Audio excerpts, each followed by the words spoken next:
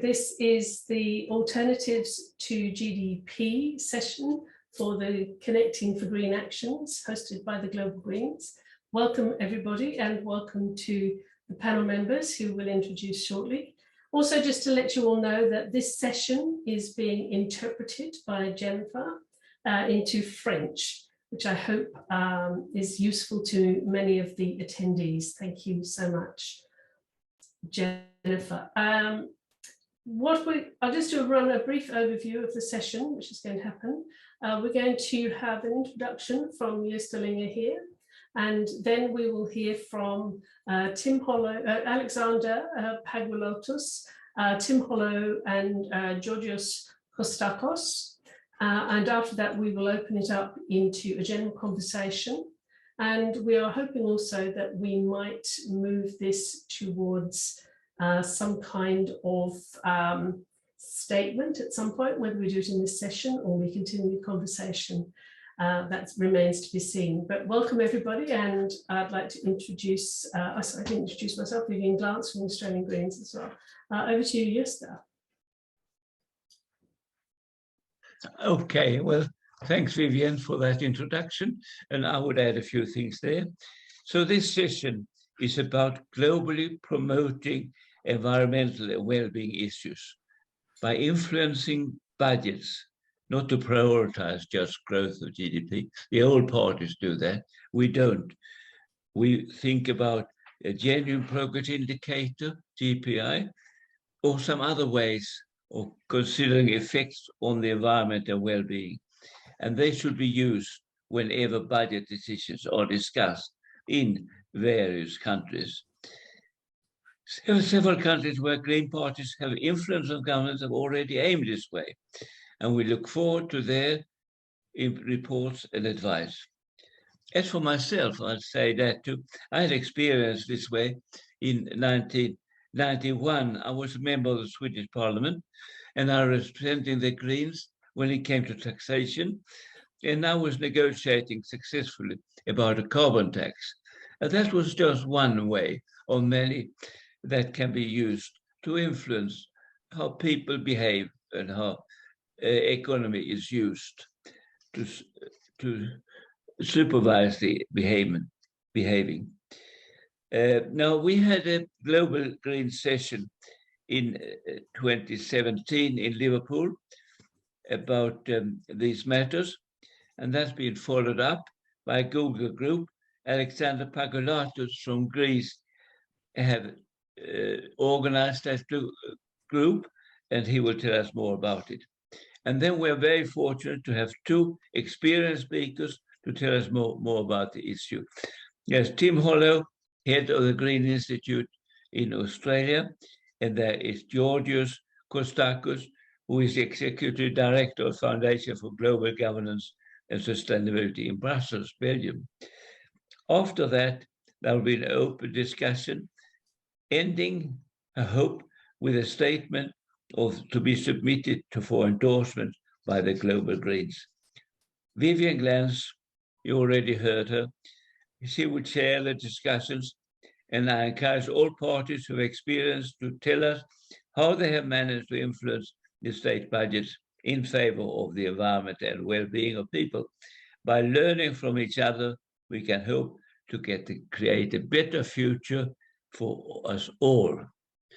So that's Vivian. Come on. Thank you very much, Josta, and your commitment and resilience and perseverance in this topic is really something to be commended. And it is an important one, and I think over the years there is more and more interest in these alternative measures and in shifting away from the dominance of purely economic measures. So what I would like to do now is introduce you to Alexander. I've got so many screens open here at the moment, I apologize for this. Alexander is going to talk to us a little bit. I'll just introduce. Alexander has been a member of the Ecologist Greens Party since February 2013, and his interests within the party extend to economy, urban planning and international relations, and specifically he is, we have your video, fantastic, interested in modern and alternative economics. And he works and communicates with researchers and other people associated with these matters throughout the world. So I'll leave it at that and just go over to you, please, Alexander. You have the floor. Thank you. Hello. Is my microphone working okay? I can hear you. You're a little quiet. You can hear me well. Okay. Yes. So, a few things about myself. In brief, my name is Alexander Pagoulatos. I'm an economist, and I've been working several years as a financial analyst. I'm a member of the Ecologist Greens, one of the Green parties of Greece, and I used to be the ex-international secretary and ex-coordinator of the economics team. To cut a long story short, I have an economic aspect on politics. Although my profile suits better the one of a political analyst and not of a political activist, I'd like to put my effort on the latter, on activism. For me, the matter is not what the optimal green intervention is, but how we're going to achieve a sufficient, if not necessarily optimal, green intervention. The subject we're examining and working on is exactly the economic expression of the following. Well-being is a matter of quality and not quantity. I think we all agree that this is one of the top values, one of the deepest essences of green politics. GDP is out of the question. I am going to stick now more to the what part of the alternatives. I'm sorry, I'm not going to stick more to the what. I'm going to move to the how. After the takeoff of the idea in Liverpool 2017, I'm using space terms in favor of Gesta. There were a few days of interconnection between the attendees of the session, or at least the ones who were mostly touched by it. But after a couple of weeks, the whole thing went down a bit, at least as far as I know. And then all of a sudden, an angel named Vivian Glantz, our facilitator, a type of Santa Claus maybe. After all, it was around New Year's Eve. It was New Year's Eve 2021, when Viv emailed us all about reviving the initiative. New Year's Eve, New Year's Viv. She got the whole thing going again. I told the people involved then that I would like to support the organization of the initiative. First thing I did was to create a Google group. The address is altergdp at googlegroups.com. You can see it in the notes. I think that notes will be available. From now on, anybody who sees us and would like to be a member, you can also email me.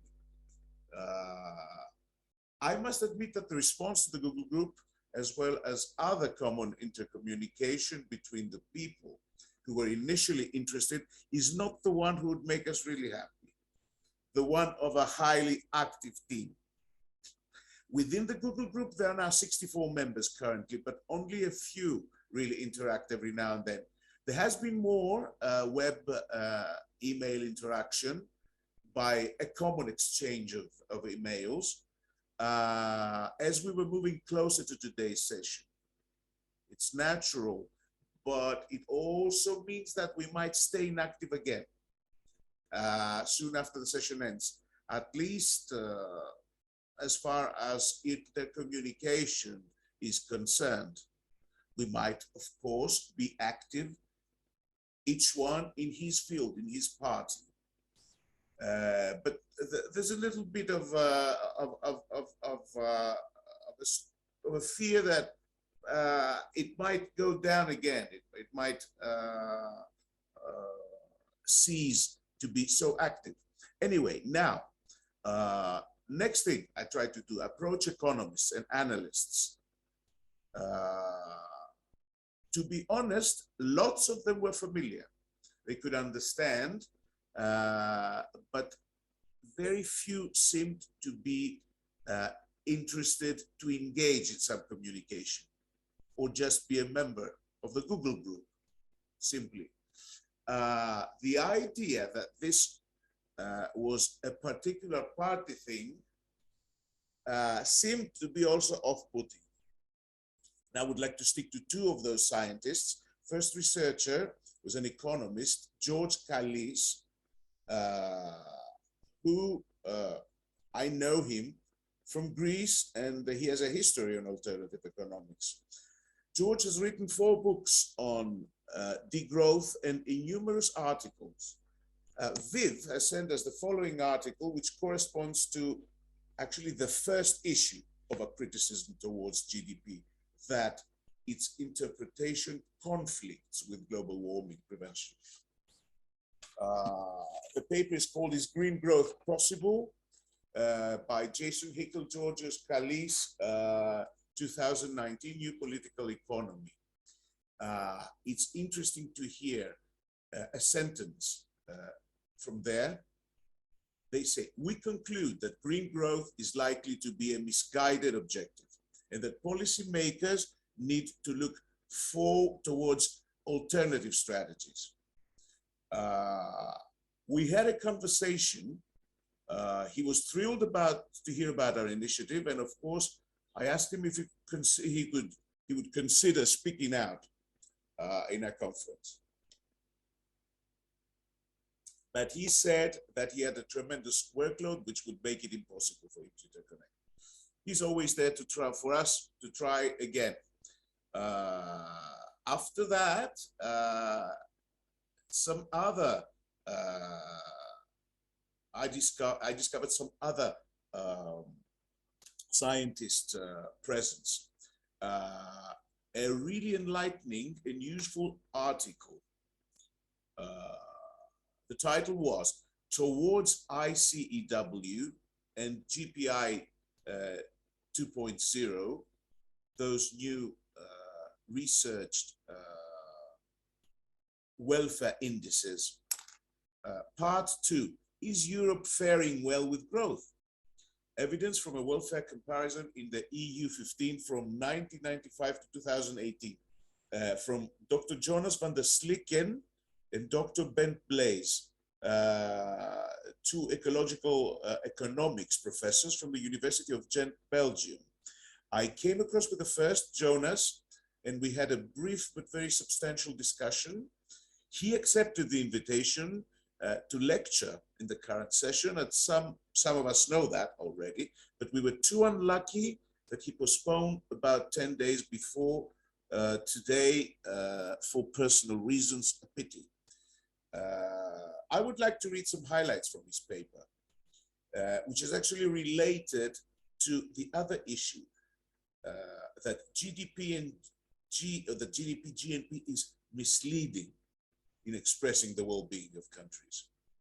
So they say, from 1995 to 2018, GDP per capita grew by 32.4%, while welfare per capita only increased by 10.5% and 14% respectively to the 2 welfare indices. There was a growing divergence between welfare and GDP, especially after the financial crisis, when welfare started stagnating. At the end of the study period, the EU15 had already recovered from the financial crisis from a GDP perspective, but has not from a welfare view. Finally, I had some interaction with two other Greek researchers, Dr. George Argeitis, a neo-Keynesian professor from the Athens University, who was also intending to speak but cancelled, and Yannis Evstathopoulos, economic consultant of the Greek government, 2015-2019, who has included alternative welfare topics in his papers. As far as promoting the idea within the Greek Greens, I must say that some people joined the Google group. Also, Elias Gianniris, the director of the Greek Green Institute, made some efforts to inspire people and organize actions. But the reaction from the party members has been not very significant. One exception was a joint presentation of two of our members, Maria Pettinaki and Elias Papatheodorou. The latter is the EGP secretary of our party. During our last election congress in the beginning of November, it was named towards a new economic model that will support a socially fair, resilient, and financially sustainable welfare, which described well, also historically, the conflict between GDP growth and preventing climate change, as well referred actually to our alternative welfare indices and our Liverpool session. Now, maybe this is, I will move now to the hottest point, how we move further. Interesting questions that I would like to pose. Firstly, how could we help maintaining a certain level of interest and intercommunication within our initiative team? Hints: establish maybe a constant recurring web meeting, like we meet every 3 months. Need not be very official or proper with prepared presentations, because that will be also a bit off-putting for people. They will think of it as a burden a little bit. Just meet. No matter if we have presented, if we have prepared something, just meet and say, how is it going? Are there any news? Secondly, what means of funding could we turn in order to speed up and invigorate the initiative? Crowdfunding, maybe. Approach institutes who fund research in general. I think Georgios Kostakos will be very helpful in this issue, since he's around financing initiatives in general. Then, should we also use a shared, that's a technical question. Should we also use a shared directory to upload all interesting articles and files in general? We have, there are lots of articles. Viv started with the 2 articles of Kalis and another one. I don't remember exactly the authors. There were a lot. And there's always new stuff coming in. So it could be a shared directory. So now, another thing.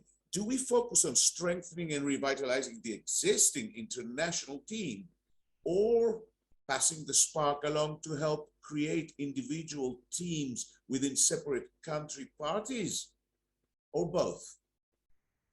What could be the basic topics, the lines of action regarding each direction?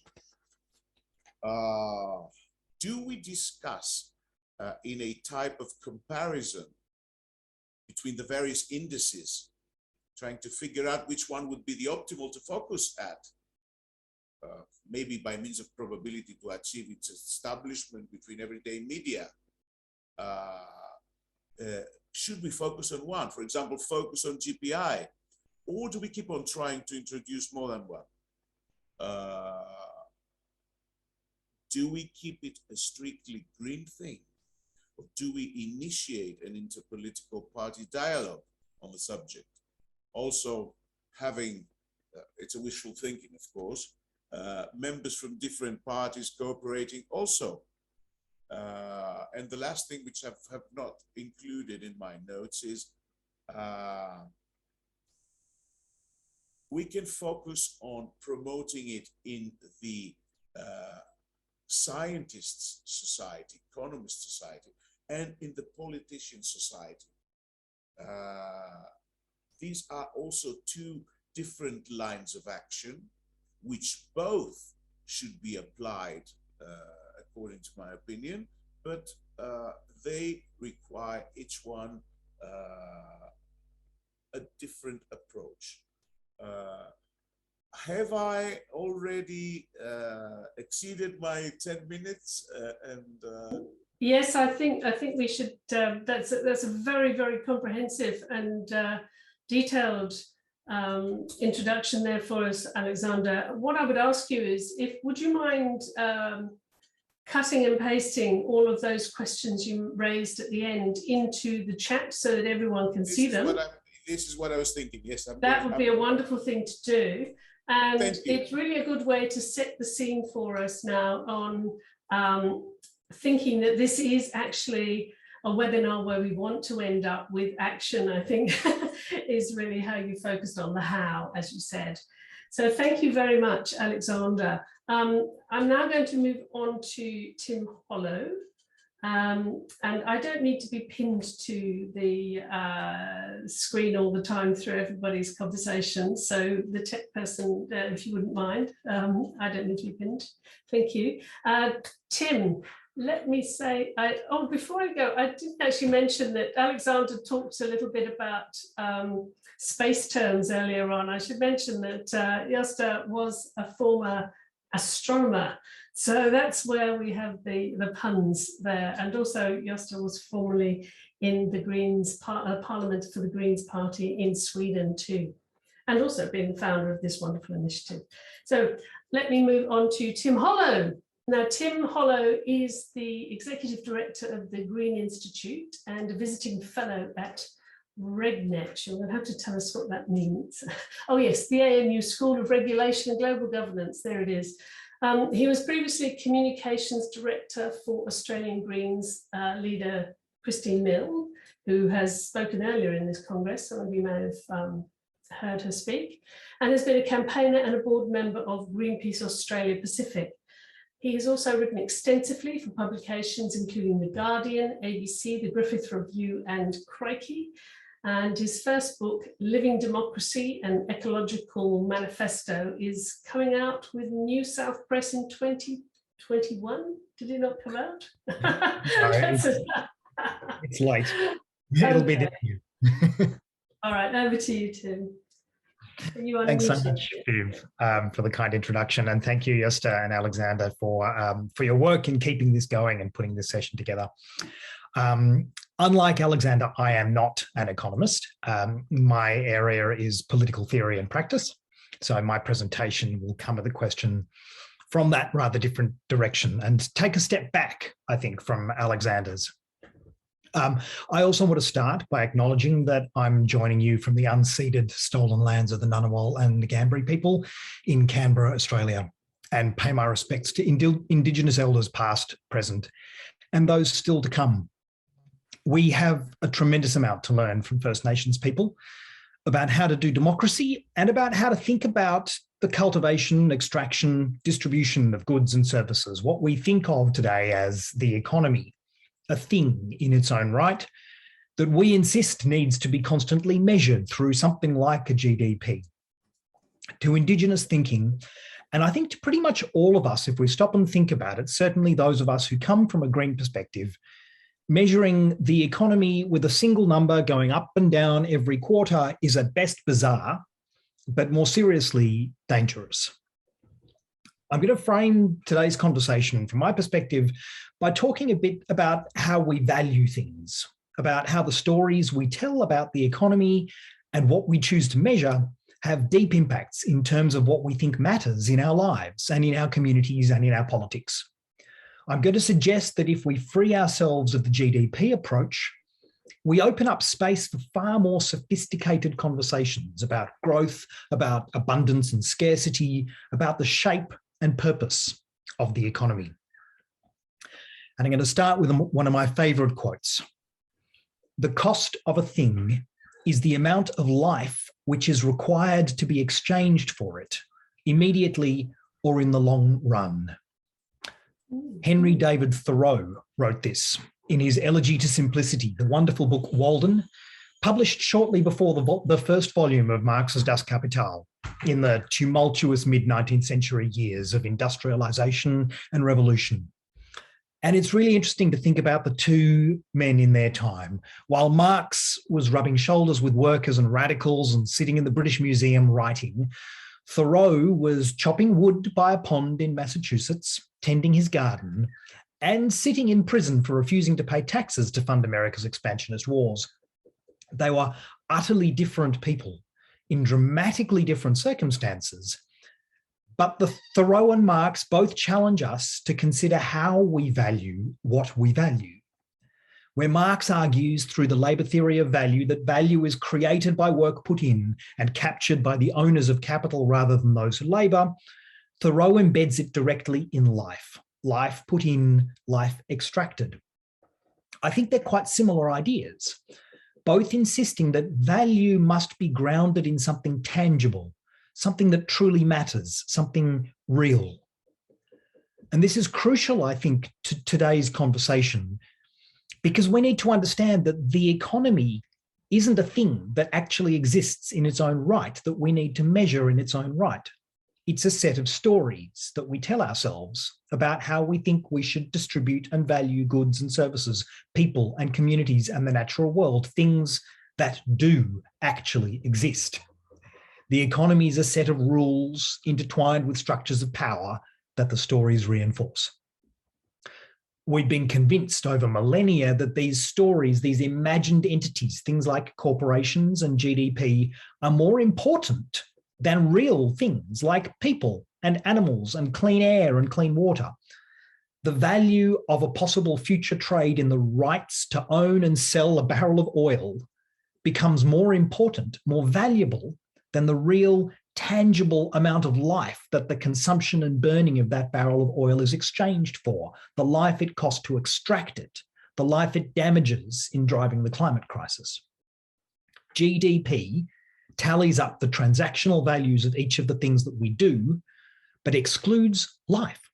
It counts, as we famously know, the benefits to the economy of rebuilding infrastructure damaged or destroyed in bushfires and floods and other climate disasters, but it excludes the value of the lives lost or damaged, human, animal, plant lives, except to the extent that we're part of the consumption-production cycle. GDP, as Bobby Kennedy said in 1968, measures everything except that which makes life worthwhile. Life becomes what we term an externality in economics, not even relevant in the things that are counted. But when we do try to count it in these economic terms to internalize the externalities, we end up with bizarre counterproductive outcomes. My favourite is that according to a recent Deloitte analysis here in Australia, the Great Barrier Reef is worth $56 billion. On these terms, if we can secure $56 billion and $1 by destroying the Great Barrier Reef, we should rationally do so. So we must not replace GDP with something which does that, which internalizes externalities into a life-destroying system. One of the most bizarre aspects of GDP, I think, is the way it seeks to boil down everything into a single measure. The world, as anybody who understands ecology knows, is a complex adaptive system, and we need complex scales to measure what's going on. In the session that Jonas convened at the Liverpool Global Greens Congress in 2017, I heard such a wonderful metaphor for this when one attendee mentioned the weather, which for a lot of us in Liverpool was top of mind, I can tell you. This attendee noted that when we talk about the weather, we don't just care about how hot or cold it is. We also want to know if it's raining, as it was in Liverpool all the time, or if it's snowing, or if it's clear. We want to know how windy it is and how humid it is. Increasingly, we want to know not just how hot the thermometer tells us it is, but how hot it feels, what the apparent temperature is. One single number can never convey all that, and we'd never expect it to. If we can get our heads around that complexity for weather, surely we can do it for the economy. And a lot of people around the world, and particularly a lot of Greens parties, it's fantastic to see, are seeking to do that here in Australia, in New Zealand, and all around the world. And Robert Habeck, who is the German Greens co-leader, Vice Chancellor now of Germany and Minister for Economic Affairs, a fortnight ago released Germany's annual economic report, and for the first time included not just GDP, but indicators across 5 areas: growth, income and employment, environment and climate, education, research and innovation, social demographics and integration, and sustainable finances and equal living conditions. We might think about this move as reporting on temperature, rain, wind, humidity, and surf conditions. It's a really important move by probably the most senior Greens politician in the world by some measures, but possibly not unrelated to the fact that this is a move by the biggest economy in Europe. It's still quite limited. The multiple measures were taken by commentators and journalists and other politicians, frankly, as window dressing around the real number, the important one, the GDP number. Thermometer, temperature, still matters most. And the number that matters most, of course, in this model, what it reflects is growth, growth, growth, as Alexander talked about, growth of economic activity. And environmentalists have long pointed out, of course, as we all know, that constant, infinite economic growth on a finite planet is nonsense. It's a recipe for disaster. But does GDP's focus on growth and the focus on replacing GDP as a measure of growth blind us to a complexity here? The response to growth doesn't necessarily have to be degrowth if we ask not should we grow, but what should we grow? As economists like Kate Raworth argue, we should be more concerned about the shape of the economy than its size. Should we encourage production and consumption of everything regardless of impact because it increases GDP? Clearly not. But we should absolutely continue to grow all sorts of things like access to healthcare, housing and education, clean water, good food, great art, and a genuine democratic say in our common future. Just as we love to see plants and bird life flourishing, food growing, children growing, if we have a cultivationist economy rather than an extractivist one, and we measure what we contribute to the common pool, growth can be good. With a change of mindset in this way, we can flip from an understanding of the economy as a thing which manages scarcity while bulldozing through ecological systems into a tool which helps us cultivate and share abundance while respecting ecological limits. There are heaps of different models of how to encompass that idea and how to actually measure things that matter. My personal favourite is Kate Raworth's donut economics, under which we aim to reach the inside of the donut by meeting the Millennium Development Goals, eradicating poverty and hunger, providing universal education, reaching towards gender equality, achieving health outcomes, so growing outwards into the inside of the donut, while staying within the outside of the donut by avoiding planetary ecological boundaries, such as biodiversity loss, climate change, various pollutants, freshwater loss. But the best part is that it doesn't just use numbers or pages and pages of detailed analysis, but it translates it into a pictorial representation that is easy to understand. But the last thing I'd like to leave you with, I guess, is my response to one of Alexander's several excellent questions, which is, do we in fact need one tool that we should focus on?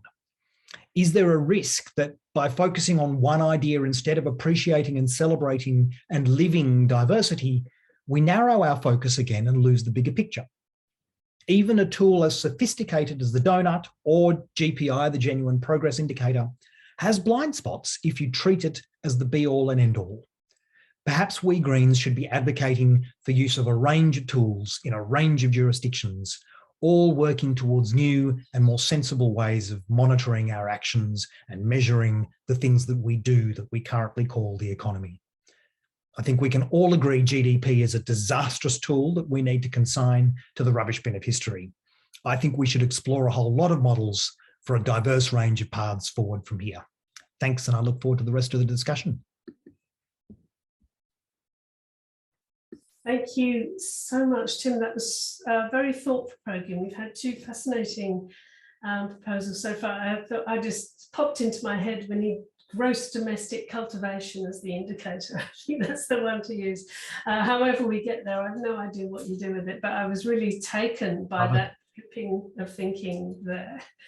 Now, the third speaker, look, we're getting some, just in case you haven't noticed, in the chat, Alexander did post all of those amazing questions for the way forward. So do have a look at those as well. I'm also going to let you know that we've had the chat on the Hoover that has been coming in over time. There are a few people who have joined us, and I might be asking you to have a chat, just say a few words to us later on in the general discussion, just to give you a heads up. That's Marcus Beneke and Holly Hart. I don't know if Elizabeth Green is here. I can't see that person is on the list. But the final person we're going to hear from before we go into this conversation is Georgios Kostakos, who is the co-founder and executive director of the Brussels-based Foundation for Global Governance and Sustainability, or FOGS, focusing on other things, focusing among other things on the need for a new globalization narrative, the establishment of a global resilience council, rethinking education for the digital era, and supporting the Sustainable Development Goals implementation. About half of his 30-year work experience has been with the UN, including with the Executive Officer of the UN Secretary General, the High-Level Panel on Global Sustainability, the UN Framework Convention on Climate Change, and field missions for political affairs and human rights. Georgios is active in the green political space with the Ecologist Greens, along with Alexander, and the Greek party member of the European Green Party, and currently represents the diaspora Greeks on the OP Pan-Hellenic Council. Welcome to you, Georgios. Thank you very much for the introduction, Vivian, and for the invitation. And I also like to thank the previous speakers for creating this atmosphere of thinking creatively, and Tim was very inspiring.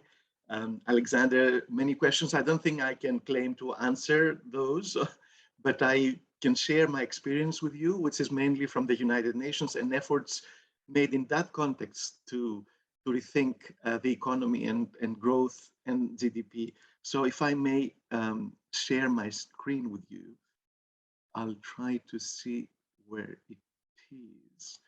There it is. So I don't know if you can see it. Yes? All right. I'll try to maximize now. There you are. Okay, so it is alternatives to GDP and measuring resilience and well-being rather than exhausted people and exhausted resources. Because I think that's what we do with the GDP, even we don't realize it, or the people don't want to admit it. So we have some underlying assumptions that when we use the GDP, that quantitative growth is all the economy is about, not taking into account, as we said before, externalities like nature and the quality of life, and simple indicators are good because just add the value of services and of course of products, and then that's the economy stupid. That's simple, you can work on it and you can make money. That is something that somebody said also in the chat, people don't like nuances, and this is not nuanced at all. But it gives a lot of incentives to people to pursue the wrong thing, but still some of them make a lot of money and can ask the city of Rotterdam to dismantle a whole bridge to get their yacht out. If you read that, did you see that? About Bezos and his sailing boat that cannot go through a bridge in Rotterdam, and now they're thinking of taking down the bridge and for that to pass. Anyway, so the GDP is easy to use, we have to admit that, and it can be used to measure economic performance and productivity in some way, determine credit worthiness. It's used by all the rating agencies. guide investment, and it's synonymous basically to capitalism, neoliberalism, and the orthodoxy of the IFIs, which is the international financial institutions, because we see the IMF, right, and others coming back and forth. Oh, this country will grow that much, or will decline the growth, and that creates problems with the stock market, etc. So it's a convenient tool for some, and works for them. But what about the most important things in life for individuals and society? They are not covered by the GDP. So the crazy thing is that when you have a disaster, it's a positive event because it generates temporarily a rush of activity afterwards, right? So you don't count the huge fires, for example, in Greece in the summer as a bad thing, because then you need to make up for it and have an activity to, let's say, save what you can afterwards. So it's a positive thing in a way, even if it leaves the country deprived of forests and makes climate change worse. So nature exploitation and exhaustion is the same, right? It's also positive in a way, which does make sense. Not caring, you don't care about achieving any long-term goals like the SDGs, because GDP is something very short-term for the year and even for a month, semester, etc. You don't care about advancing climate action, sustainability, or resilience. You don't care about any of this, or future generations, or the carrying capacity of the planet and the planetary boundaries that Tim talked about, Kate Raworth's donut model and others, Johan Rockström's planetary boundaries. Not caring about the civilization, the arts, health, quality of life, and decent employment. All this is not the concern of the GDP. There are alternative measures and indices of well-being and even happiness. And I mentioned them here, and I'll show you one slide for each one of those, the UNDP Human Development Index and the OECD Better Life Index, Bhutan Gross National Happiness, and Genuine Progress Indicator, which can take many forms, the GPI. But also I would like to tell you, was mentioned also before, if we try to give a value to nature, that's one way people are trying to bring those externalities into economic thinking, and they give, as Tim said, a value to the Great Barrier Reef or to a lake. And the Great Barrier Reef may be $56 billion worth, or so they estimate, or a lake can be 2 billion. What does that mean? If somebody has 2 billion, can buy the lake, and then there is no water for the region, there is no ecosystem services or whatever. So you cannot really quantify this kind of services in nature, but there is an effort, the economics of ecosystems and biodiversity, one of them, there are more, that try to evaluate and introduce a better aspect of GDP by giving a value to nature and ecosystems. So as I said before, we have the Human Development Index of UNDP for decades now. It says there are dimensions to human development, which are not only the economic activity. So it's the long and healthy life, is knowledge, and it is a decent standard of living. And they have ways of integrate them into an index, the Human Development Index, and they rank countries according to their performance. So you can see that the GDP performance does not coincide with this Human Development Index, because education or health or employment, etc., are not, or the inequalities are not always the same with the GDP growth. Of course, they may have bad standards in all of those, but have a GDP growth, some countries, right? So even the OECD, which is in a way the center of Western type liberal economics, the Organization for Economic Cooperation and Development, they have come up with this Better Life Index, which has actually 11 sub-indices about housing, income, jobs, and even more abstract things like life satisfaction or sense of safety, right? And of course, the environment. So there are efforts, and also the Bhutan Gross National Happiness Index, introduced by the king of that country. And they say it's more important, of course, to measure things like this, the living standards and community vitality, good governance, cultural diversity, instead of just economic activity. And they're using it broadly in Bhutan. And it's exported now to other countries, talking about happiness indices. And the genuine progress indicator that was mentioned also before, we can see here one way of visualizing it, which has a lot of positive and negative things. In a way, the GPI is like GDP, but with minuses also. So if you burn the forest, you subtract something from the GDP, right? So you try to have more of a net value of the economy and not just the gross value of growth, but also you reduce it according to the bad things that happen in the economy, the environment, and socially also. I was surprised to see that in the US, several states, and in Canada also, there are references to GPI officially, but it's not the main indicator. And there are differences how it is measured. So it's not easy to compare between countries or states. But anyway, it's an effort that is happening. So how can we replace GDP? One way, if we want, would be, of course, what Alexander said are ways within the Greens, but it is a bigger effort. We should not in any way make it a green issue, because it's not.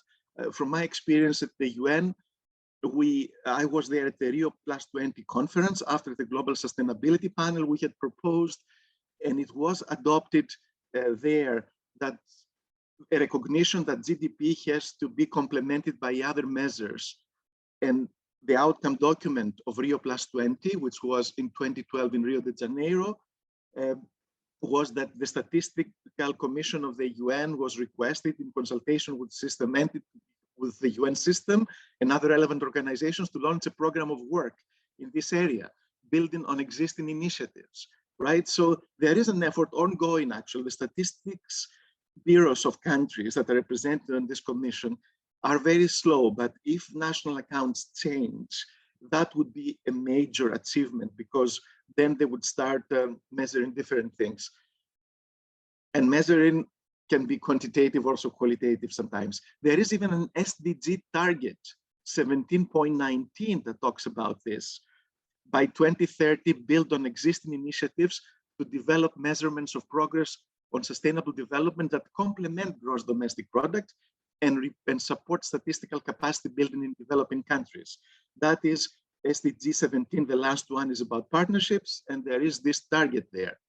So there is a lot to base our advocacy on and to involve others, because there are things ongoing. There is a slow process of change in national accounts, as I said before, but something is happening slowly. Efforts in certain countries, as I said, also to introduce kinds of GPI, even happiness indices.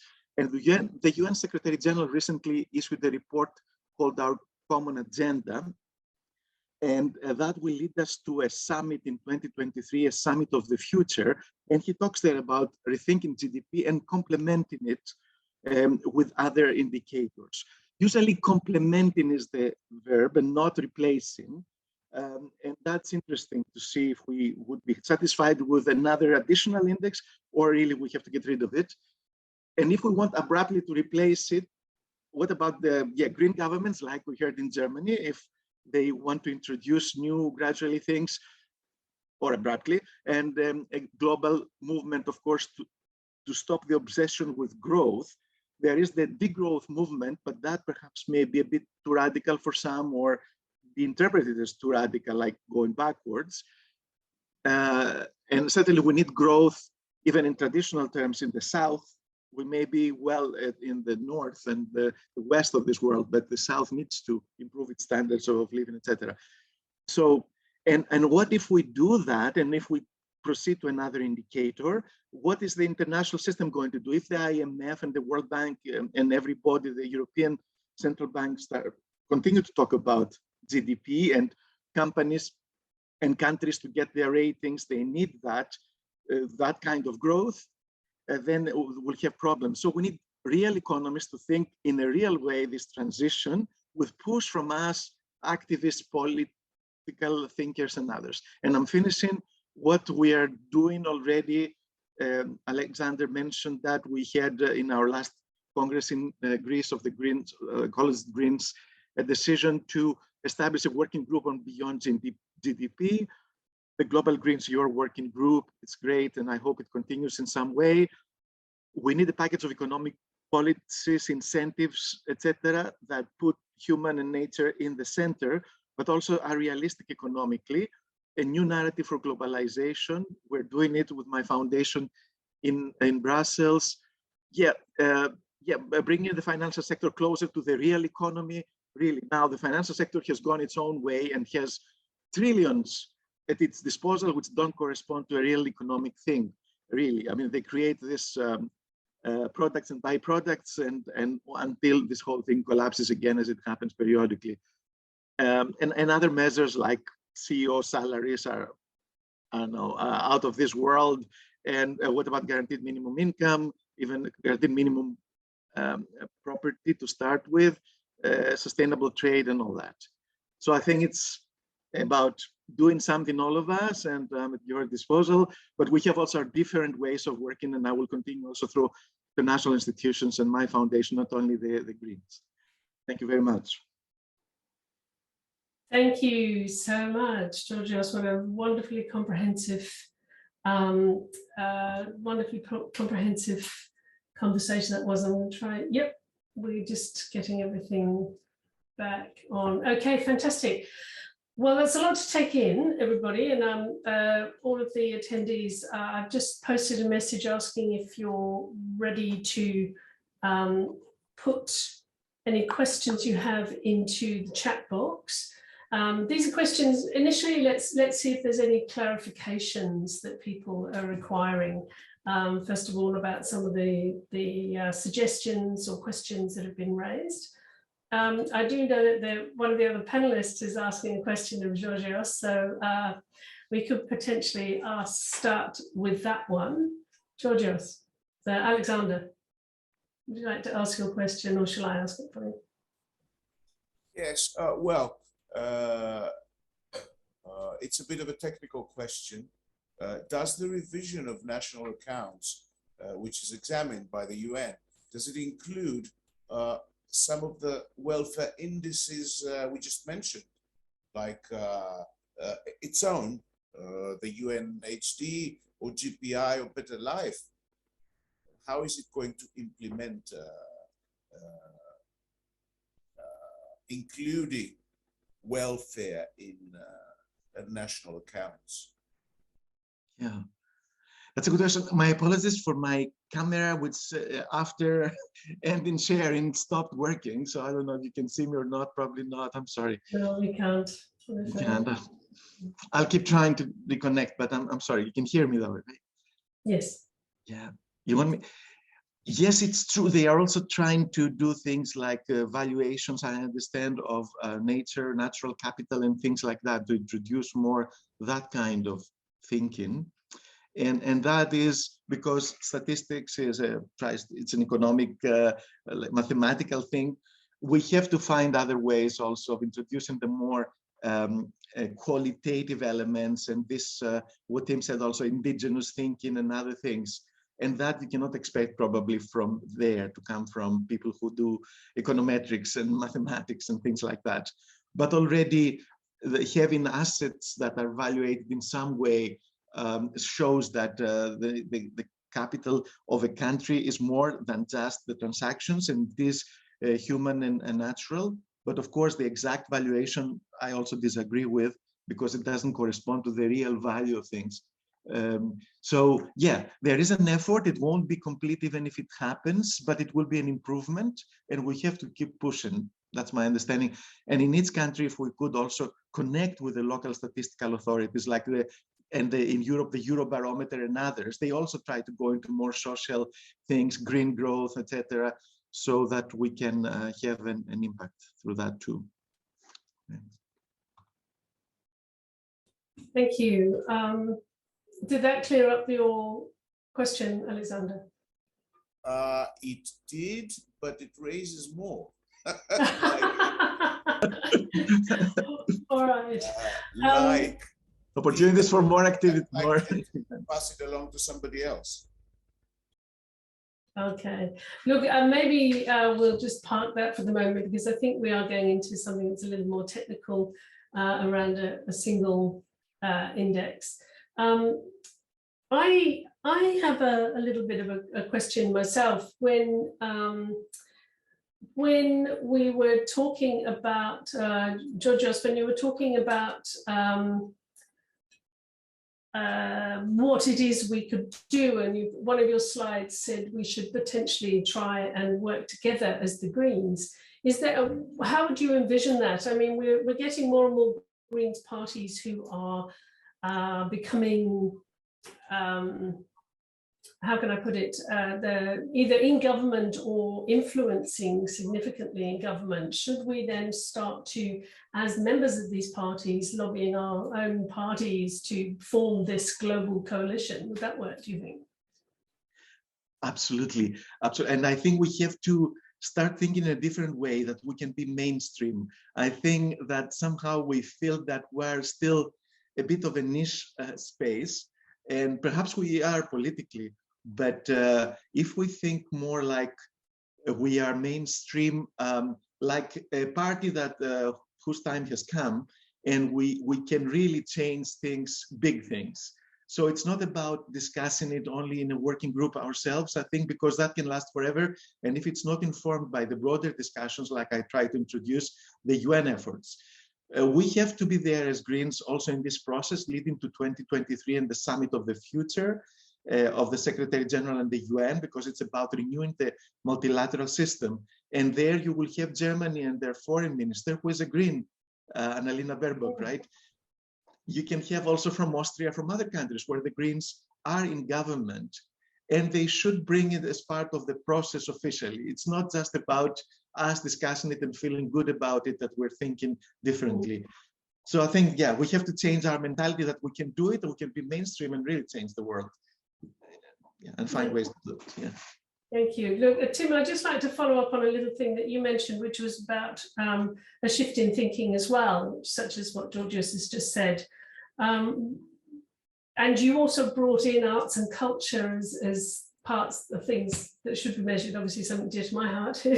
But I'm just wondering, do you have any thoughts on how that shift in thinking might be achieved? Look, the short answer is I think it's already happening very, very much. It's really quite stark, I think, in the last dozen, now coming up to 15 years, I guess, goodness, since the global financial crash of 2008, the extent to which the broad kind of cultural acceptance of global financial capitalism seems to me to be waning very, very fast. And there's a lot of people questioning whether it is the only or the best way of doing things. So I think that is really changing incredibly fast. My view is that this kind of change happens, obviously driven and very, very much by mass movements and by cultural influences. There's a question in the chat, in fact, already from Diane, I think, about the power of the media. And that kind of thing, I think, is very, very relevant. I do think there is a crucial role for the arts.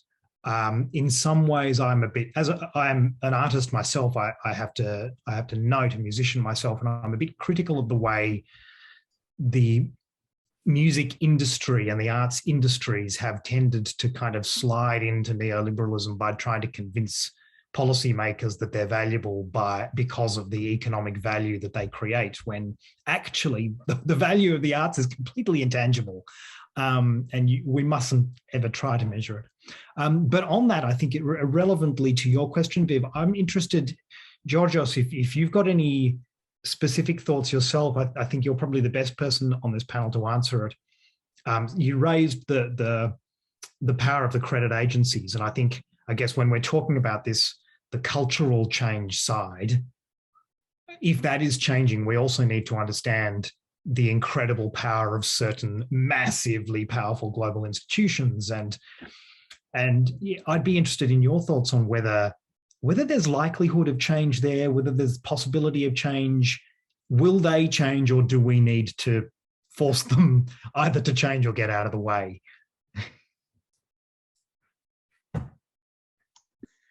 I don't know, would you like me to try to answer that? Yeah, I think we should force them. And I think there should be also alternative credit agencies that are more like public sector or public service oriented, because the ones that are now, they have too much power and they're without accountability in a way, or they come from a certain part of the world alone.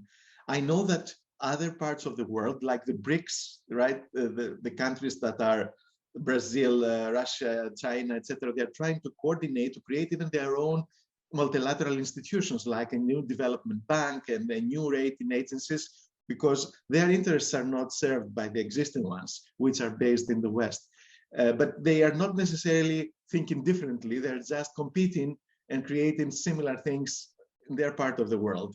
We really need something more different and drastic and global. So I don't know how we could do it.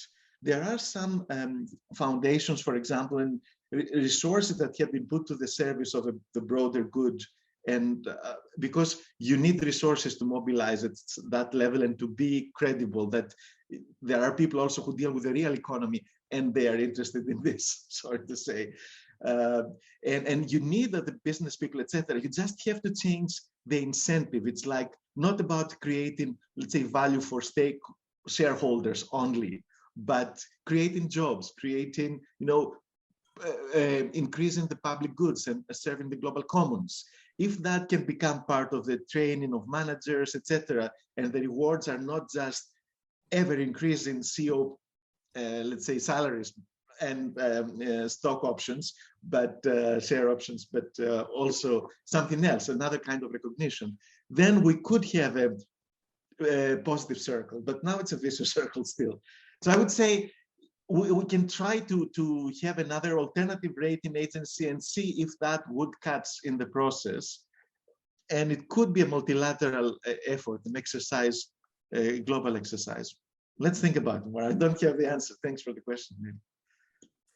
Thank you. Look, I'm just going to go to some of the questions that are coming up in the chat. I mean, you referred briefly to Diana's question, Tim, which is, does the media in other countries, in countries other than Australia, promote news of other indicators, or is there pretty much silence, as we often have here in Australia? So if anybody has any comment about that on the panel or within the participants, please do raise your hand if you'd like to comment. There's a little button at the bottom of the screen and I can unmute you to have that conversation, or just pop it into the chat box.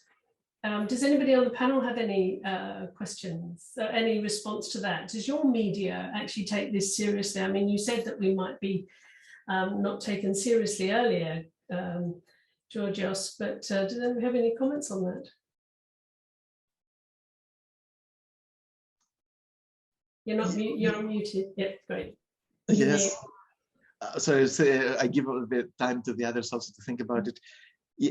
I think there is always the good aspect. The media occasionally would give us an opportunity to publish an article or to give an interview and say, oh, nice, good to keep in mind. But then we go back to business as usual.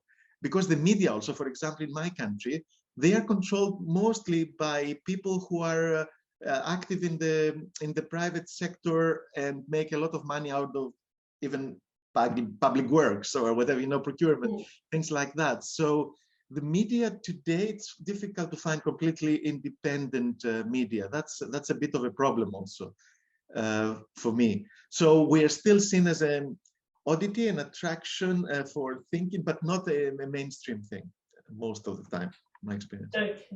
Thank you. Thank you. Yes, anybody else want to add to that? Otherwise, I'll jump to Alexandros. Excuse me if I mispronounce, Agriopoulos. I'll allow you to talk to your question yourself, Alexandros. Please go ahead. Alexandros? Go for it, Alexandros. Can you hear me?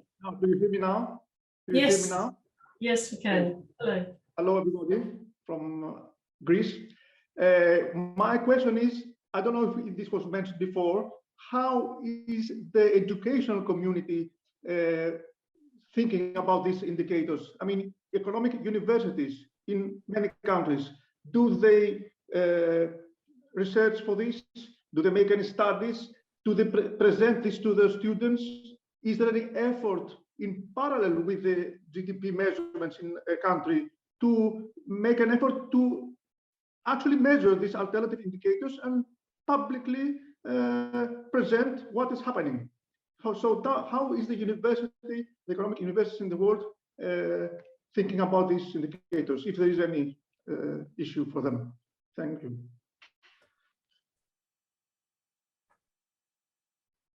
Would anybody like to answer that? Is anybody working in the university sector? Alexander. I would like to say a few things and combine it also with the previous question.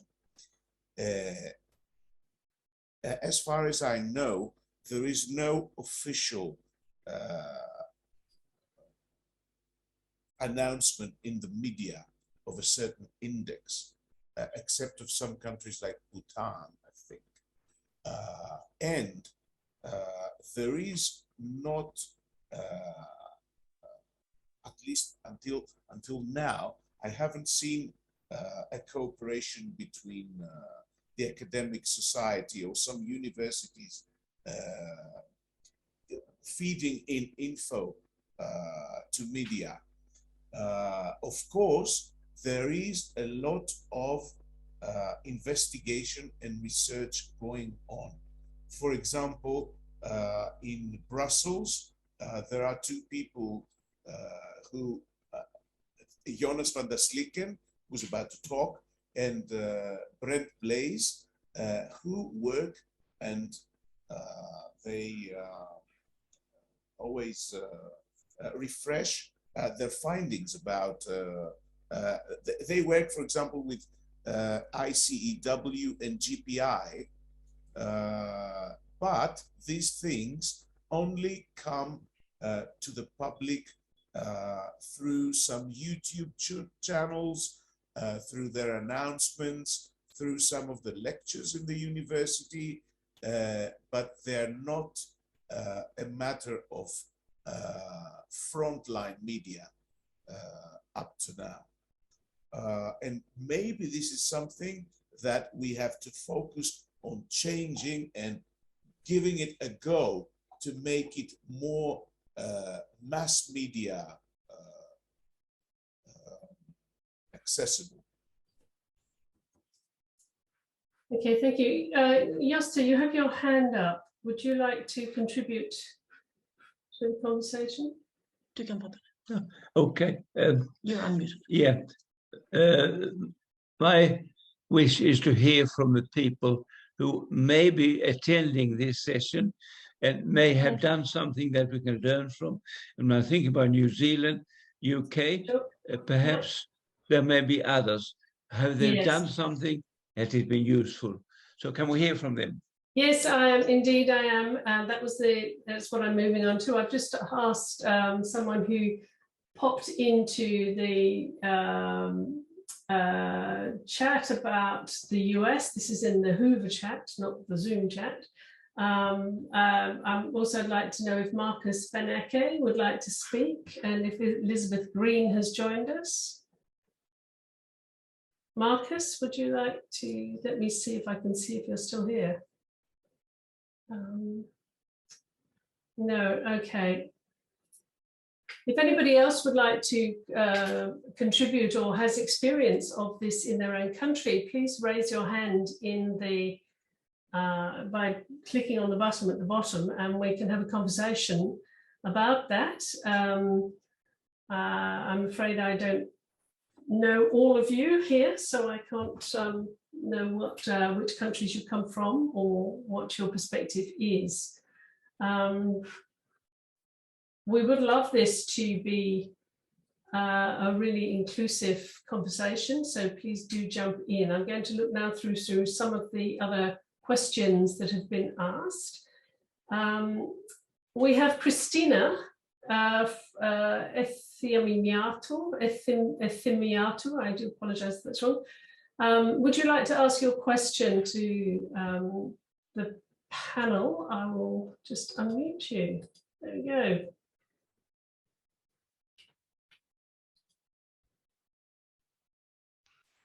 Christina. Hello from Greece. Well, the question is about the rights of future generations. And just to make it more clear, we can think of the young children that are just being born and they live their first years of lives in this decade or the next decade. We as Greens often talk about the rights of future generation to well-being, but how this can be included in our national accounts, in our goals as society and economy, I don't know if there is any work done up to now, and this is my question to the speakers. Thank you. Thank you for all the work. Who would like to take that question about future generations and how is that a measure of well-being? That's a really interesting question. Alexander, would you like to have that? Can I answer to Christina and go a bit beyond my economics profile and be more emotional? I think it's horrible. People coming up with GDP growth and boasting GDP growth, also with statistical tricks and stuff, when the Western society is slowly being devastated. The working class is severely hit, and we're experiencing a decrease every day in the quality of life, uncertainty, and I think it's tragic. It's a tragic way to fool us. What is going on? GDP going up because GDP considers income per capita, which we all know that now wealth is being accumulated within the higher levels of the pyramid, and unemployment is being tricked by part-time employment. People are working in Greece for 2 hours a week and they're considered employed. So this nonsense of statistical depicting of supposedly the picture is something that we must also kind of demonstrate against. It should require some political move. You cannot fool us that everything is going okay. And we are seeing that we're losing our jobs every day. And uncertainty comes every day, and the news are always worse and worse. Sorry for being so emotional. Yes. So, Christina, I'm just going to ask Georgios, followed by Tim, to respond, because they both have their hands up. Then if you'd like to come back and say something, then please do. Georgios. Thank you, Vivian. If we go back to the definition of sustainable development and the Brundtland Commission's report in '87, it is the very essence of sustainability that is sustainable development in the development that allows a good life for current generations who are, while not precluding or reducing the chances of future generations to have a good life too, which means we don't waste the resources or use up the resources of the planet, and we allow the future generations to have a good life too. So that is the basis really of green thinking, also sustainability. How do we do that in practice? There have been like commissioners for future generations in some parliaments, including in the past in Hungary. The Secretary General, again, with our common agenda report, proposes even this defunct now trusteeship council to have like a function of the trusteeship of the global commons and the resources of the planet for future generations too, or an advocate for future generations, somebody to be speaking for the people who are not born.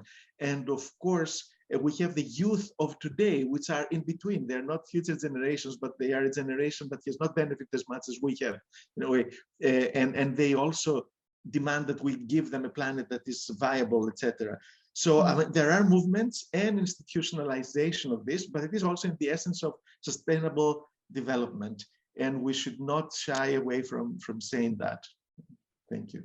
Yes, I think that's a really interesting point, is to, in some ways, link the climate movement with the economic movement so much more strongly, because they are connected and they need to be spoken about together.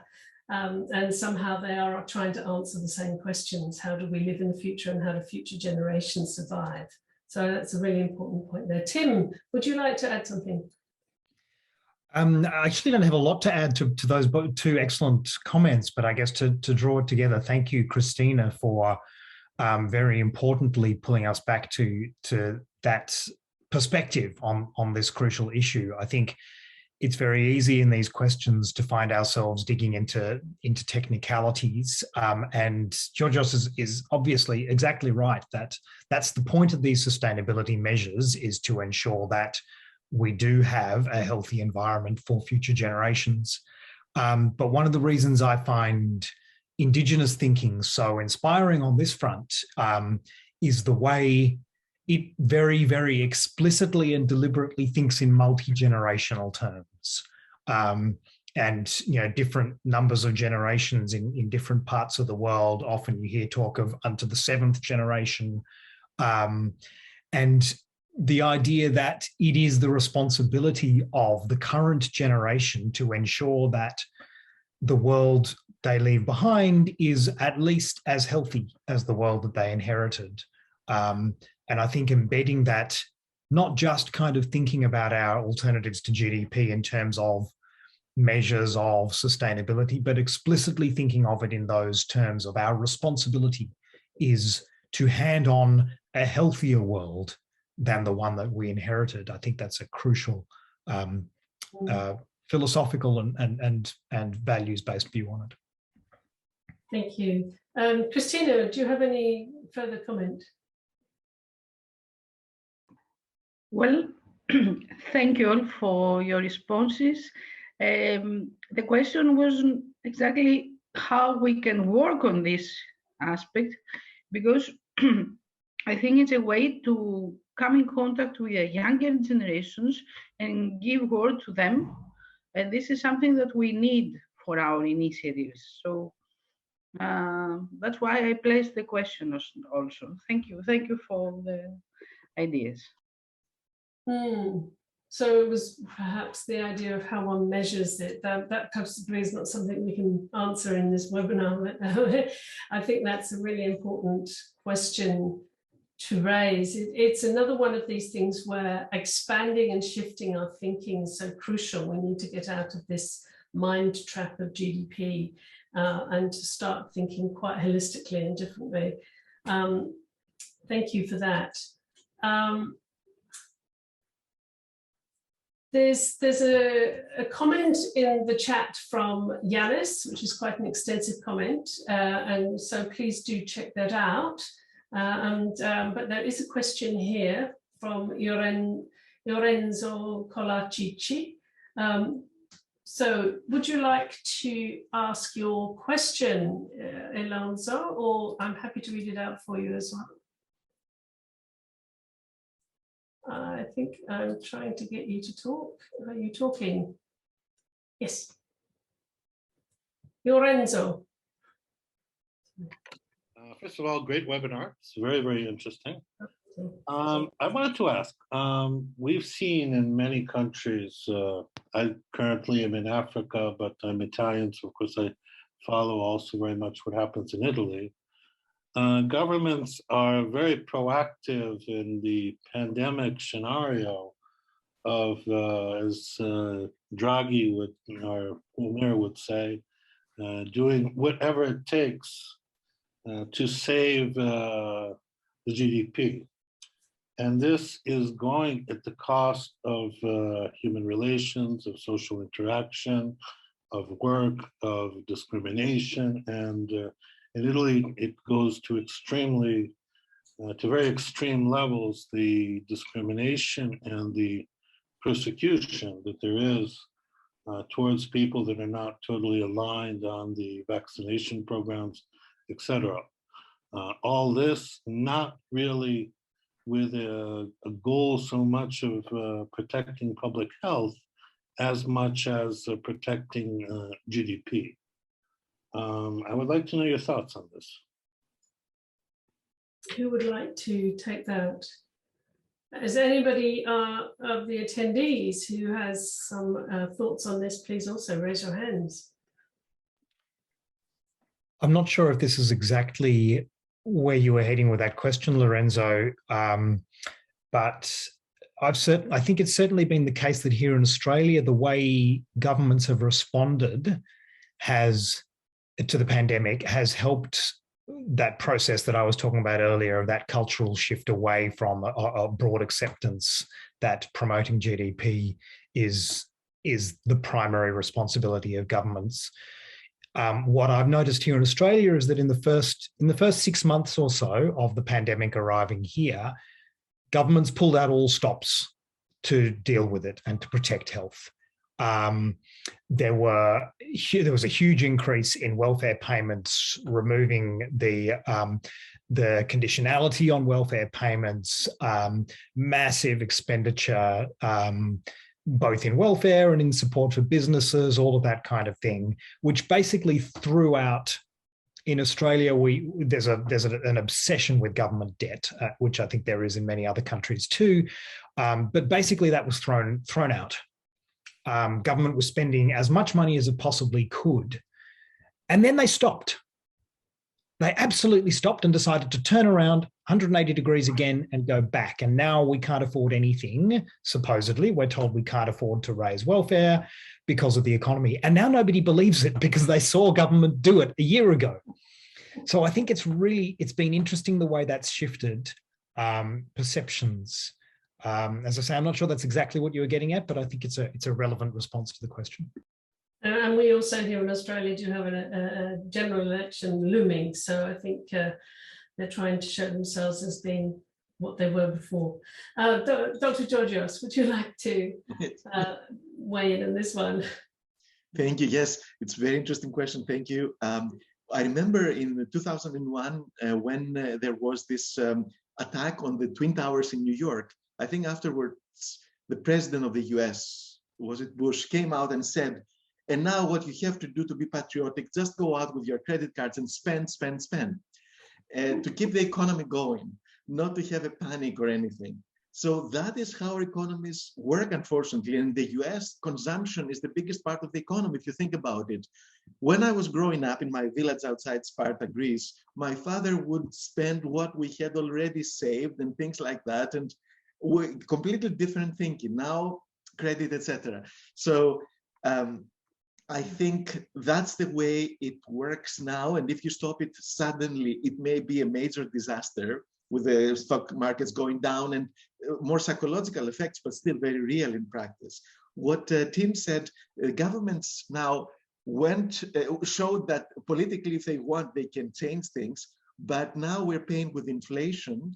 Also, we're using this leeway that the West has to issue debt for themselves, but the developing countries cannot do that, and they could not do that and get out of the problem because there is no correspondence with a real economy, product, and all that. So the way trade works now with monocultures in countries, they're not even able to survive because they don't have all the food stuff in one country to survive of the developing world because the supply chains bring it all to us in our supermarkets. So it's not as simple. I agree that Draghi and others like Bush in the past, they say, yeah, keep the economy going and GDP. It's a reaction because we don't know the difference, but we have to plan for the transition. We cannot do it suddenly either. And we're going to pay about this largesse of the governments because they have not changed economic thinking. So they have accumulated debt, and the inflation is going to go up now, and they're going to increase taxation. So yes, we have to think of the rest of the world also when we do that, because I think it takes away from resources from the developing world in a way. Sorry. Thank you. Thank you. Lorenzo, I hope that answered your question. Do you have any further comment? No. I think it was a very good reply. I'm not sure how we can look forward in this situation, because again, we see, at least in certain countries, the social fractures are getting extremely, extremely deep at the cost of to save the GDP. And so some countries are going in a very, very bad direction. Yes, yes, indeed. One way forward might potentially be that, as Josta has mentioned, is that we need to start thinking about how we as a party, and potentially as a number of parties within the Global Greens, come together and formulate some understanding of what the next steps are. Now we've got another 15 to 20 minutes to talk this through. What are our next steps? It's great to talk about this, and I think that this has been a fascinating conversation, and there's been some really, really interesting questions and statements made. So one of the things that I would prefer to do now is to consolidate all of this into actions. What are our next actions? One potential would be that we come up with a statement. We don't have a formal process at this Global Greens Congress. It's not a formal event.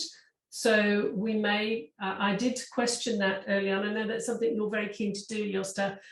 We may be able to present a formal statement at a later date to the Global Greens Council. So let's have a think about that. Obviously, there are favourites of indicators. I know that Josta is very keen on the general progress indicator. You've mentioned some other indicators during your presentations. Excuse me. So, Josta, would you like to propose what you're thinking of as next steps? I know we want to produce a statement, but for the next 15 minutes, how would we like to go forward? Well, we can try and formulate something now.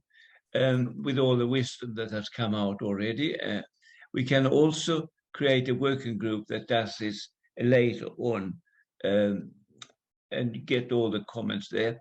And perhaps it's good to know from Melly, if she is there still, how do we do it through the Global Greens? See sort of the technical thing, or should we ask Bob Hale how to do that? Through the Global Greens, what power do we have to influence them?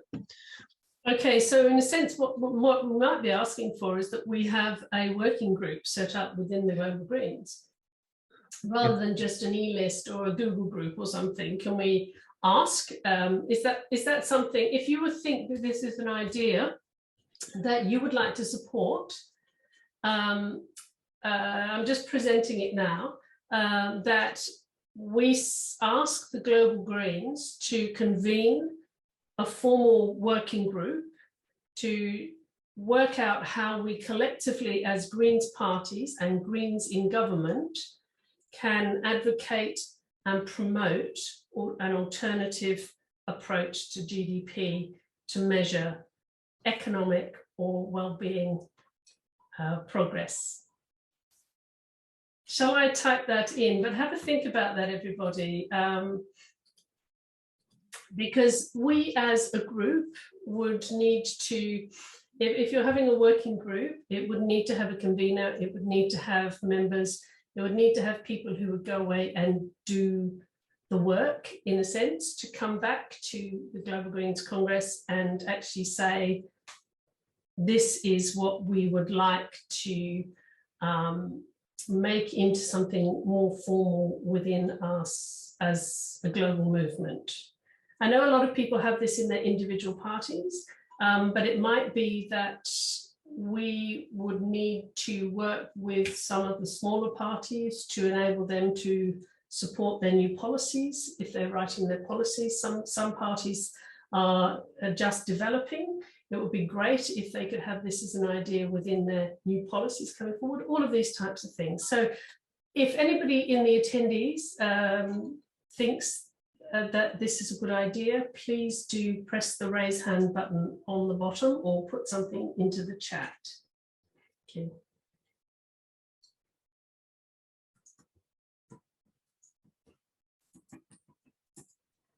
Would anybody like to comment on that? As Alexander, please go ahead.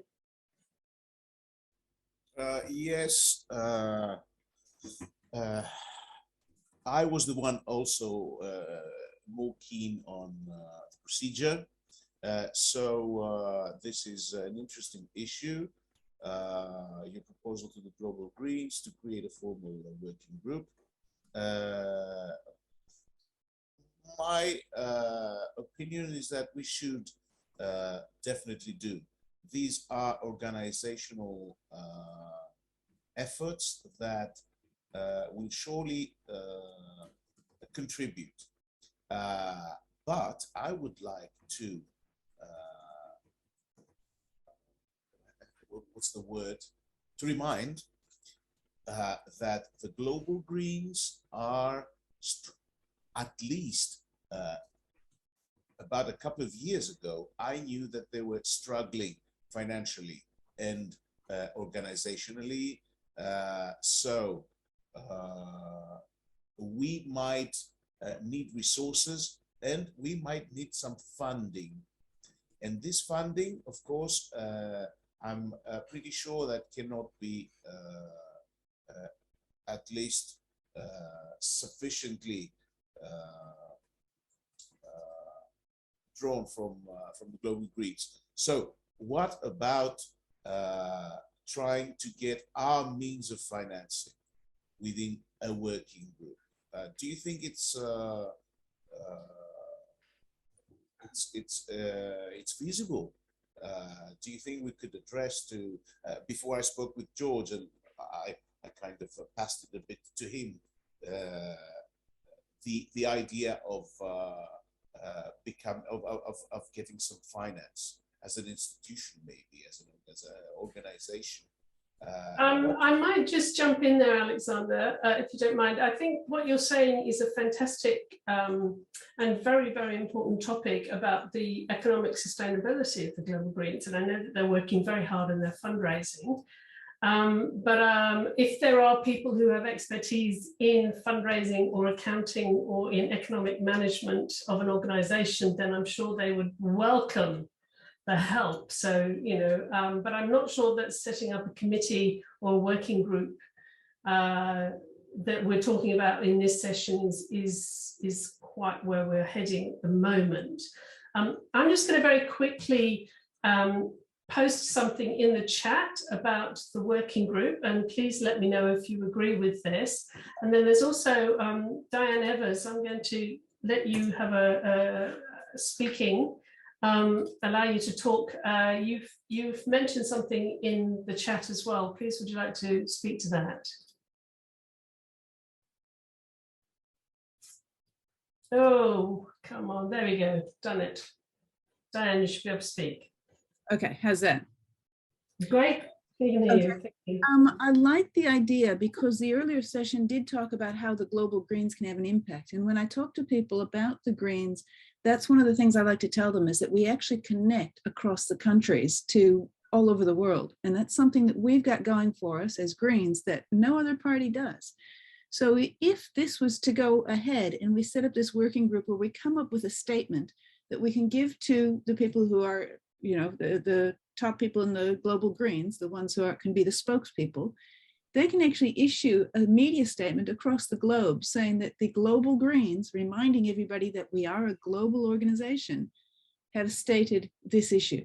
And just show that, just demonstrate the cooperation, the consensus type way that we operate on a global scale. So I like the idea. So the statement you're talking about is that we're convening a working group, or that we've had this session, or that we believe that we need to find one? What do you think? I think the GDP, alternatives to GDP, is one of the working groups that we need to set up and then come up with a statement that we can deliver as a global consensus type thing. I don't know, I know how long and hard that could be, but something from the people who are understanding of it, involved in it, interested in it, so that we can have a global statement. I mean, I think we should have other ones on agriculture. Would be one of my preferences, but we can also have it on UBI, or we can also have it on, you know, all different sorts of things where the Greens stand out. You know, on climate change, there should be one from a global perspective. I understand what you're saying. I think that it is so important for us as a movement to show that we are global. Yes, maybe we need to raise the money, like Alexander said, so we're in a stronger financial position, and then we can afford to have somebody to do our media for us. That would be brilliant. Georgios, you have a comment. Thank you. I wanted to understand, I'm not sure how much the green parties of the world are involved institutionally in the global Greens, because let's say if you had the German Greens, and they have also their institute, the Heinrich Böll Institute, etc. If you engage also, in Greece, we have the Green Institute of Greece. Alexander mentioned it. Ilias Gianniris, the president, is here with us. So if they are also engaged, they should have some resources and the clout also to bring it officially to the world, and not just a group of green people or thinkers involved with the green parties, but not representing them. If we can be more organized the institutional ones. Thank you. Okay, so I'm just making notes because I might issue a statement at the end and ask, I don't know if anybody is keeping track of all of the people on this session, or how one would contact you all afterwards. I really don't know how that would happen. But I'm very excited about this. I think this is coming together really well. To involve outside people, I think is really crucial, because it gives us the sense that we're not in our bubble. That's something we're often accused of, is being in our bubble. Is there anybody here who is in the attending this session who is actually from the German Greens, or has any connections with the European Greens, who might be able to tell us if there's anything there that we could potentially connect with? Please raise your hand if you are. I can't see anybody raising their hand, or pop it in the chat. Alexander, you have something to say. Please join in. I raised the hand before your question. So I'm sorry. But since I am German speaking as well, maybe we could get on with relating with the German Greens and Heinrich Böll later on. I think that this is a very good idea. Another thing that I would like to come back a little bit to forming a working group. I just wanted to add that, but maybe this is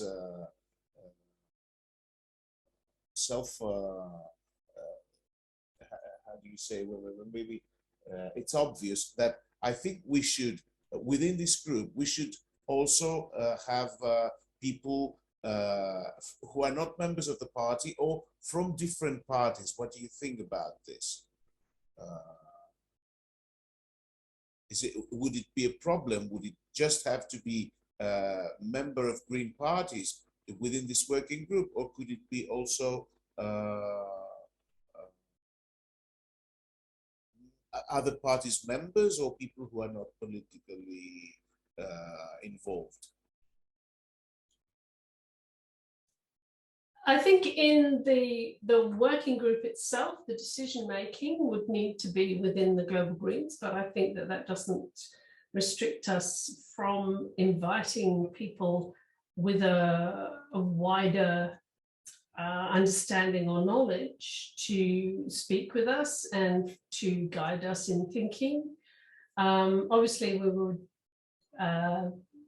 be contacting people who are already thinking in this way, but they may not just be formal, they may just not be formal Greens members, that's all. I think, you know, there's kind of, we're probably jumping ahead of ourselves because we don't have terms of reference for a working group in place yet, but the idea is to have a working group where this will be driven by a group of people, and they will find the resources and the people they need to talk to in order for it to become something that we as a movement can agree on and can promote collectively. Is that how others are thinking of this? Josto, is that how you're thinking? I can't hear you, Josto. Yes, sorry. yes, you kind of answered my question. And also, anyway, I believe that defining again how a working group would function will also take place in the process. But I think it's a good decision. Okay. Does anybody else have any? Lorenzo, you have your hand up. Yeah, I just wanted to put in a brief comment since I am actually already a member of Global Greens working group, the climate change working group that until recently was the COP26 working group. And I just wanted to say, we've had a very, very good experience, all of us that have been members of the working group. And we work very well together. We came out with very good results. Even the Global Green Council, in fact, renewed the working group because it's been a very, very positive experience. And the way we work is we have periodical sessions about once every month and a half. And there are 2 or 3 conveners, I can't remember exactly, that sort of guide the debate. And then the workings of the working group then go to the Central Council that gives their final approval, the council that is formed by the 4 federations. And it works very well. It works very, very well. And when we needed money, for instance, for the people to go to Glasgow, some came out from the Global Greens, some came out from EGP, the European Federation, some came out also from donations. And I think it would also be fair to approach all the elected officials that there are within the Global Green Network and do like any party does. Tell them to pitch in some money. Yes, thank you for that. I don't know about your country, but our elected officials are tithed, so they do already contribute. But putting in a little bit more, then that's not a problem, I'm sure. Look, we are going to have to conclude very, very soon. Thank you to the panelists. Do you have any final comments or any quick comments that you'd like to add to this before we go? And if anybody, if there is more support that you could show for progressing with this working group, please do just say yes or okay or love it or something in the chat box. That would be really appreciated, so we can show this support for this conversation. And keep an eye out, I suppose. Would any of you panelists like to have a final comment?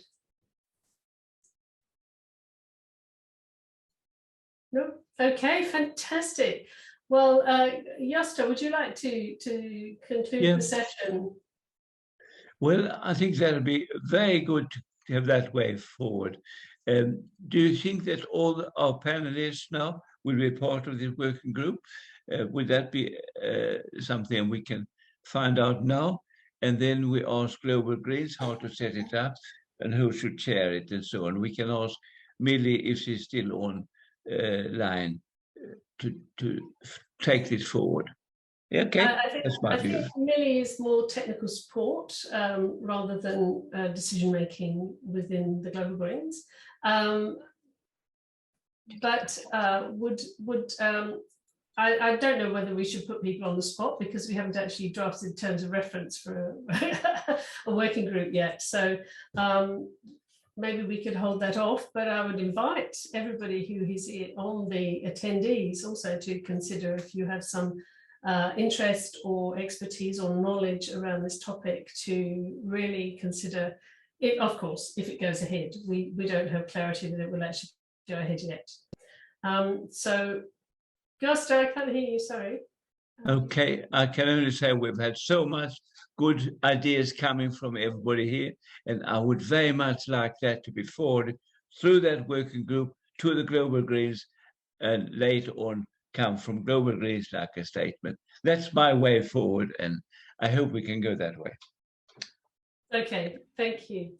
Thank you, everybody. And I think that I'd just like to thank again Dr. Georgios Kostakis, Dr.